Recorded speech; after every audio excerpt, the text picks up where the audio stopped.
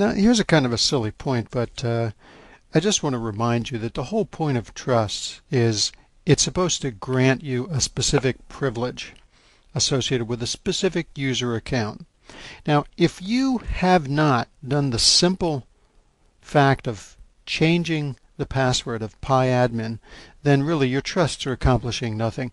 PyAdmin is a super user, and we set up security using these trusts so that you can give specific privileges to specific users.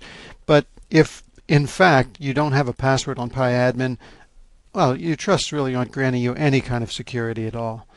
We want to make sure that the trusts are there to make it easier for these applications to get trusted so that they can write. But again, if you even if you've set up those trusts and those trusts are working, you really don't have good security unless you've got a password on PyAdmin. So just keep that in mind.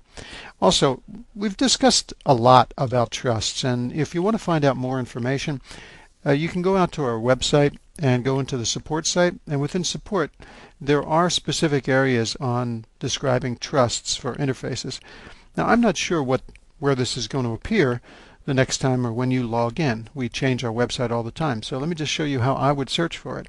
This ought to be interesting. I haven't been here looking for this in a few months. Normally I would find this information about trusts in the System Manager resources. So I'll select System Manager Resources, and let's see if there's a section here on trusts. We do have a very nice section on server security. I think that may be where it is. Oh, no, here it is. Yeah, I thought so. This is such an interest or a topic of common interest. As you can see, we've actually got a link right here, Trusts for Interfaces, and this goes into tremendous detail on how to set up trusts. And we've got different examples of trusts you can set up. Here's a simple trust, here's more complex trusts, here's API versus SDK trusts. Here's where we describe why the domain name is sometimes the fully qualified and sometimes the local name, etc. So yeah, there's some more information, some help for you if you're trying to learn more about getting these trusts set up. Oh, by the way, I can't resist showing this.